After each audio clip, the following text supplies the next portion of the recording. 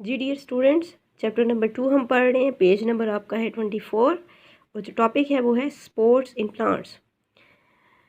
The leaves of a plant need to get as much light as they can for photosynthesis. एक plant जो होते हैं उसके different organs के बारे में हमने पढ़ा है कि लीव्स होते हैं, फ्लावर्स होते हैं, स्टेम होती है, रूट्स होते हैं। वो सारे कैसे सपोर्ट कर रहे होते हैं प्लांट को, उसकी इंटरनल स्ट्रक्चर्स भी हमने पढ़ी। ठीक है, लीव्स आपको पता है कि फोटोसिंथेसिस के प्रोसेस करते हैं।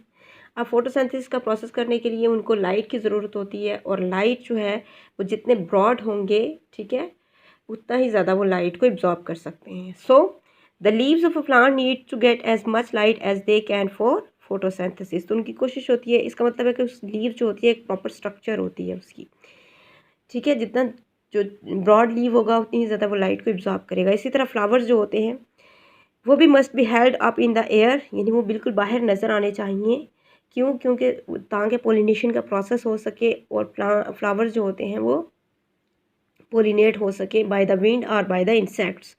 और वो तभी वो मुमकिन हो सकता है जब वो बाहर नज़र आ रहे होंगे। ठीक है, या on the in the air होंगे, so they can pollinated by the wind or passing insects. ठीक है, इसी तरह plants are supported by framework of vascular bundles. Vascular bundles हमने क्या पढ़ा है कि यहाँ पे देखें जो जाइलम और फ्लोएम ट्यूब्स होती हैं वो मिलके वेस्कुलर बंडल्स बनाती हैं और यूँ वेंस की फॉर्म में आपको नज़र आता है। जैसे कि इस लीव के अंदर ये वेंस नज़र आ रही होती है। ठीक है, ये वेस्कुलर बंडल्स होती है, इसके अंदर जाइलम और फ्लोएम ट्यूब्स जो है वो रन कर रही होती हैं और ये मिलकर जो है वो वेस्कुलर बंडल्स बनाती हैं। ठीक है, अब ये जो है वो एक स्केलेटन प्रोवाइड करते हैं लीफ को, ताकि लीफ जो होता है वो अपनी एक प्रॉपर शेप जो होती है उसको मेंटेन कर सके।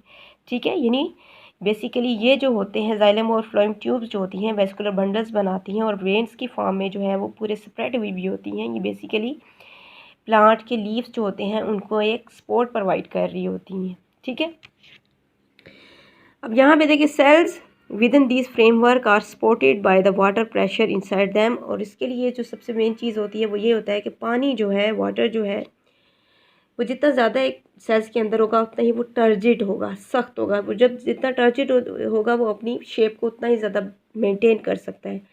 अगर पानी उसके अंदर कम होगा तो वो अपनी शेप जो होती है उसको मेंटेन नहीं कर सकता। जैसे यहाँ पे देखें कि ये सेल जो है इसके अंदर क्या है, वाटर ज़्यादा है तो ये टर्जिड हो गया, एक प्रॉपर शेप में आ गया है। ठीक है, जो ही उसके अंदर से वाटर जो है वो कम होता है, वाटर लूज़ हो जाता है तो वो अपनी शेप को बरकरार नहीं रख सकता, वो थोड़ा विल्ट हो जाता है, फ्लैश्ड हो जाता है। ठीक है, जैसे यहाँ पे देखिए प्लांट्स जो होते हैं जब उनमें से पानी वेपोरेट हो जाता है, ट्रांसपायर हो जाता है तो वो इस तरह विल्ट कर जाते हैं। ठीक है, अगर इसके अंदर वाटर ज़्यादा होता, वो टर्जिड होते उसके सेल, तो इस तरह लीव जो होता है वो अपनी स्ट्रक्चर को मेंटेन कर सकता था। ठीक है, तो स्ट्रक्चर जो होती है उसको मेंटेन करने के लिए जो है वो वाटर प्रेशर जो होता है वो भी सपोर्ट कर रहा होता है इस फ्रेमवर्क को।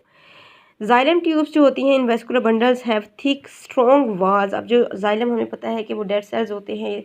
जाइलम सेल्स का एक काम तो ये होता है कि वाटर की ट्रांसपोर्टेशन करते हैं और दूसरा काम इसका ये होता है कि ये प्लांट को एक सपोर्ट भी प्रोवाइड करते हैं। क्यों? क्योंकि इनकी जो वाल्स होती हैं वो जाइलम सेल्स की वो बहुत थिक होती हैं। ठीक है, और स्ट्रॉन्ग वाल्स होती हैं, इस वजह से वो सपोर्ट भी प्रोवाइड कर रही होती हैं। Make them ideal for supporting a plant. They are like a skeleton running all through a plant from the ends of the roots to the tips of the leaf. यानी root से start होकर tip of the leaves तक ये xylem जो sales होते हैं ये फैले हुए होते हैं। ठीक है, ये कैसे, ये देखिए ट्यूब्स बनाई हुई है। अगर ये रूट है, रूट से ये स्टार्ट हो रही हैं। ठीक है, वेन्स जो होती हैं, veins runs through the middle of roots.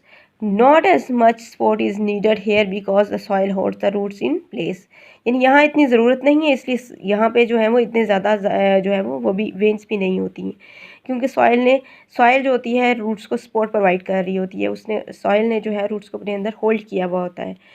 अब स्टेम जो होती है वो आउट ऑफ द सॉइल होती है। ठीक है, in the stem the veins are arranged in a ringed form में अरेंज्ड होते जाते हैं, आगे पहुँचते हैं। जब यहाँ पे देखें ये एक ही रिंग में है और आगे जाते ही वो मुख्तलिफ रिंग्स की फॉर्म में आ जाते हैं, उनकी वेन्स जो हैं वो ज़्यादा बन जाती हैं। Ring outside the this enables the stem to stand up to the winds that could below the plant over।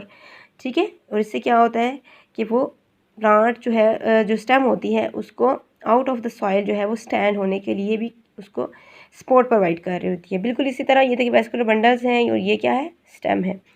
अब ये आगे जो है वो आगे फॉर एग्जांपल यहाँ से एक लीव बन रहा है, ठीक है, यहाँ से ऐसे एक लीव बन जाएगा। तो ये सारे जो हैं वो इस स्केलेटन की तरह जो है वो लीव्स के अंदर सारे के सारा उसका फ्रेमवर्क जो होता है वो फैल जाते हैं।